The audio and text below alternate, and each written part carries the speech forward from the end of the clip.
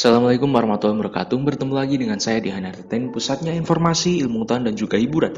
Seperti biasanya, saya kembali kepada kalian semuanya tentunya dengan segudang spoiler film yang akan mengisi waktu-waktu luang kalian. Pada kali ini, kita akan membedah sebuah film yang berjudul Yes Man yang dibintangi oleh Jim Carrey dan berdasarkan buku yang ditulis oleh Danny Wells dengan judul yang sama.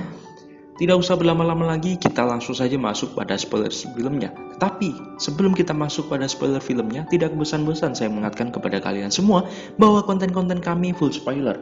Jadi bagi kalian yang belum menonton filmnya, alangkah baiknya kalian menonton filmnya secara langsung. Baik, bagi kalian yang ingin terus menonton konten kami, langsung saja kita mulai spoiler filmnya. Scene diawali dengan perlihatkan kehidupan si tokoh utama yaitu Carl yang diperankan oleh Jim Carrey. Usia yang terbilang masih cukup muda, namun ia memiliki kehidupan yang kurang menyenangkan. Kepribadiannya yang pemurung dan penyendiri, serta hobi mengatakan tidak terhadap banyak ajakan temannya untuk berkumpul, membuat ia seperti terasingkan. Entahlah, Carl terlihat sangat pesimis terhadap hidup yang dia jalaninya, dan ia tidak berminat membuat kisahnya menjadi lebih menyenangkan. Mungkin sikap ini juga yang membuatnya hubungan rumah tangganya bersama dengan perempuan yang bernama Stephanie kandas dengan cara yang buruk. Dilihat dari raut wajahnya, Carl bukan orang yang menyenangkan untuk diajak bicara ataupun diajak bersenang-senang. Ia terlalu kaku, sangat kaku lebih tepatnya. Di kantornya pun Carl tidak begitu akrab dengan rekan-rekannya atau divisinya, padahal dia sudah bekerja selama 5 tahun di dalam perusahaan tersebut. Hari yang dijalani oleh Carl selalu sama, berisi banyak penolakan darinya. Penolakan ajuan pinjaman, penolakan panggilan telepon, penolakan ajakan berkumpul, dan penolakan undangan ke pesta. Hampir segala hal ditolak oleh Carl, hingga suatu hari Carl bertemu dengan teman lamanya yaitu Nick Lane, yang sudah cukup lama tidak terlihat. Dan Klein ternyata selama ini menjelajahi dunia. Ia berpetualang dari satu negara ke negara lain setelah mengikuti seminar motivasi yang berjudul Yes Man. Nick Lane mengajak Carl untuk datang ke acara tersebut yang tentu saja akan ditolak oleh Carl. Namun Nick Lane tidak peduli dengan jawaban Carl. Dia tetap memberinya brosur mengenai acara tersebut. Sebenarnya tak ada alasan untuk Carl menghindari acara tersebut. Namun suatu ketika kehidupannya memburuk dan teman-temannya yang tidak tahan lagi dengan sikap dan semua penolakan Carl akhirnya memilih untuk meninggalkannya, membiarkan Carl sendirian dan kesepian. Kejadian itu membuat Carl terdorong untuk mencoba datang ke acara Yes Man, di mana ia bertemu lagi dengan si Klein di acara seminar tersebut. Acara itu hanya menghadirkan satu pembicara yaitu Terence Burnley. Acara itu terlihat cukup aneh, seolah yang berada di seluruh ruangan adalah penggemar fanatik dari Terence, dan hanya Carl satu-satunya orang yang tidak menjadi bagian dari mereka di tengah acara tersebut. Carl diajak bicara langsung oleh Terence yang bahwa mengucapkan kata tidak sama seperti kematian, mengatakan tidak pada kehidupan dan tidak menjalaninya dengan baik. Itu sama dengan kematian. Terence seolah-olah mencuci otak Carl dan membuatnya berjanji untuk mengatakan ya atau yes pada setiap kesempatan yang datang, tidak peduli apapun itu. Acara aneh dan ternyata cukup gila itu awalnya cukup menyulitkan Carl yang harus terus berkata yes. Terpaksa harus mengantarkan tunawisma ke daerah perbukitan dan menyebabkan ponselnya kehabisan baterai, bensinnya habis dan uangnya pun ikut hilang diambil si tunawisma itu. Sebuah awalan yang buruk dan sial, namun berkat kesialan itu juga Carl akhirnya bertemu dengan seorang gadis bernama Allison yang memberikan sebuah suasana dan warna baru dalam kehidupannya. Perkenalan tidak terduga itu benar-benar membuat Carl akhirnya percaya dengan kata-kata yang dianggap membawa kesempatan menarik dalam hidupnya itu, yakni yes. Carl juga berubah 180 derajat, jadi lebih baik dan menyenangkan dan banyak mengatakan ya, banyak bicara, banyak mau berkumpul lagi dengan teman-temannya dan tentu hal itu juga menghadirkan masalah untuknya. Tetapi Carl menikmatinya apapun yang terjadi. Ia merasakan hidupnya semakin berwarna dan menyenangkan. Ia juga mulai belajar hal-hal baru sampai akhirnya ia bertemu dengan Allison lagi di sebuah bar dengan cara yang tidak disengaja. Allison menjadi penyanyi di bar itu. Carl yang baru pertama kali melihatnya menyanyi sangat terpesona pada penampilannya. Gadis itu sangat keren di mata Carl. Malam itu ia punya kesempatan lebih lama untuk mengenal Allison. Mereka berjanji akan bertemu lagi keesokan harinya di kelas yang akan Allison ajarkan. Tapi malamnya ada teman Carl yang mengajaknya mabuk di klub. Hal itu membuatnya datang ke tempat Allison dengan keadaan mabuk. Ia bertingkah aneh dan sangat bersemangat. Allison tetap menyambutnya dan mengajak Carl mengikuti kegiatan hingga selesai. Mereka semakin dekat seiring waktu. Bersamaan dengan hal itu, Carl semakin disenangi oleh teman-temannya. Ia banyak membantu dan tidak lagi menolak apapun yang diminta oleh mereka. Itu sebenarnya tidak dilakukan atas keinginan Carl, ia hanya merasa tidak punya kuasa untuk menolak dan berkata tidak. Carl sangat takut, jika ia berkata tidak maka kesialan akan menimpa dirinya. Jadi apapun yang diminta, Carl pasti akan selalu mengatakan iya. Bahkan saat Allison menanyakan apakah Carl mau mencoba menyetir motor, ia tidak bisa menolaknya meskipun ia sangat takut terjadi kecelakaan. Ini menjadi pengalaman barunya mengendai motor. Malam itu setelah memenuhi undangan Norman yang mengadakan pesta kostum, Carl mengajak Allison pergi ke panggung Hollywood Bowl. Keduanya menghabiskan malam di sana sambil menceritakan tentang diri dan kegiatan mereka. Hubungan mereka jauh lebih dalam. Carl dengan Allison semakin erat. Mereka mungkin akan banyak menghabiskan waktu bersama. Setelah ini, karena Carl menyadari bahwa ia jatuh cinta kepada Allison dengan cara yang sebenarnya ia pun tak bisa menjelaskan. Carl sangat mengagumi gadis yang bersamanya itu. Waktu terus berlalu. Ia menjadi semakin baik, ia banyak membantu, banyak memberikan solusi, dan dengan cara yang tidak pernah Carl duga sendiri, dia banyak mendapatkan berbagai keberuntungan setelah menjadi yes man. Gajinya meningkat tinggi, hubungannya dengan teman-temannya kembali pulih. Dilihat dari permukaan, memang kehidupan Carl jalani sudah cukup sempurna. Suatu hari, Carl sedang menemani Lucy, tunangan Peter, memilih konsep pernikahannya. Ia berhasil menyelamatkan seorang pria yang sedang melakukan percobaan bunuh diri. Carl menyanyi untuknya dan berhasil membuat pria itu berubah pikiran. Kejadian itu direkam oleh banyak orang di lokasi yang membuatnya kemudian menjadi orang yang viral. Karena hal itu, banyak orang yang memuji aksi heroiknya, bahkan mantan istrinya yaitu Stephanie ikut memuji tindakan Carl saat mereka bertemu di bandara secara tidak sengaja. Carl waktu itu merencanakan pergi liburan bersama dengan Allison. Perjalanan yang direncanakan mereka mengambil jadwal perkembangan secara acak yang membawa mereka ke Lincoln, Nebraska.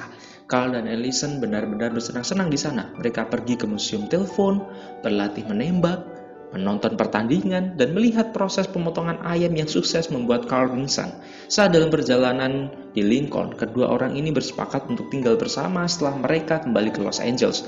Awalnya Carl tampak sangat ragu mengiyakan, namun sekali lagi, peraturan tetaplah peraturan. Carl dilarang menolak, entah saat itu Carl benar-benar mau tinggal satu apartemen dengan Allison atau tidak. Tapi yang jelas, ia mengiyakannya ketika mereka merencanakan pulang ke LA. Ada masalah menegangkan di bandara. Carl dijemput oleh 2 agen FBI yang menjadikannya sebagai teroris. Mereka melacak kegiatan Carl beberapa hari terakhir, kegiatan yang menurut mereka sangat mencurigakan. Seperti Carl yang menjadi member dari situs pencari istri Persia yang belum lama digunakannya untuk bertemu seorang perempuan bernama Veranos. Hanya karena ia tidak bisa menolak undangan yang datang di emailnya. Lalu perjalanan mendadak ke Nebraska dengan Allison. Para FBI ini berpikir bahwa yang dilakukan Carl adalah suatu pola kejahatan yang ingin dilakukannya. Pekerjaan Carl sebagai kepala pengawas kredit pun disangkut pautkan dengan dugaan terorisme. Karena menyetujui ajuan pinjaman untuk usaha pupuk, ditambah aktivitas Carl yang banyak mengambil kelas-kelas baru untuk mengisi waktu luangnya, termasuk pelajaran menerbangkan pesawat dan berbahasa Korea. Bagi mereka, hal itu mencurigakan, apalagi Carl sebenarnya tidak pernah melakukan kegiatan-kegiatan yang baru-baru ini dilakukannya setelah menjadi yes man. Akibat kejadian itu, Carl ditahan dan terpaksa memanggil Peter untuk menolongnya. Untunglah teman baiknya ini adalah seorang pengacara yang cukup ulung. Peter menjelaskan kepada 2 agen FBI tentang cara seminar yes man yang membuat Carl berjanji untuk selalu mengatakan iya pada setiap permintaan yang datang. Sebagai orang yang sudah tercuci otaknya, kalau memang terus berkata iya, tanpa mempertimbangkan baik dan buruknya, melakukan segalanya secara impulsif, tidak pernah direncanakan atau bahkan diinginkan. Carl hanya tahu bahwa jika seorang menyebutkan permintaan, maka jawabannya hanya satu, yaitu yes. Tidak ada lagi dan memang tidak boleh ada jawaban tidak yang keluar dari mulutnya. Terdengar seperti lelucon memang, dan aneh bagi kedua agen FBI yang menahan Carl beserta Allison itu. Namun kenyataannya memang begitu, mau gimana lagi kan? Allison saja kaget mendengar penjelasan dari Peter, dan ia jadi sangat marah terhadap Carl saat itu, karena Allison menganggap ajakan ia terhadap Carl dan mengiyakan dari Carl terhadap ajakan Allison untuk tinggal bersama karena Carl tidak mampu menolaknya. Hal itu membuatnya sangat kecewa. Mereka bertengkar hebat dan Allison segera meninggalkannya begitu saja setelah dia dibebaskan. Carl tentu sangat menyesal dengan apa yang terjadi dan membuat hubungannya bersama Allison menjadi rusak. Peter yang mendampingi mereka pulang menasihati Carl bahwa ia harus berhenti bertindak konyol dan mengiyakan semua permintaan yang datang padanya. Setelah ini mestinya Carl hanya mengatakan iya untuk hal-hal yang sudah ia pikirkan dan pertimbangkan dengan baik. Carl diminta untuk membuat keputusan ya atau tidak berdasarkan pemikiran logisnya yang sudah dipertimbangkan dengan baik.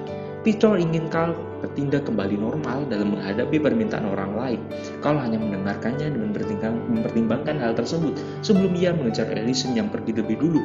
Kebiasaan yes man ini ternyata sudah mengakar dalam kepribadian Carl yang sulit menolak, bahkan ia menuruti saja ketika Allison menyuruhnya untuk menjauh pergi sejauh mungkin dari dirinya. Carl kehilangan Allison malam itu juga.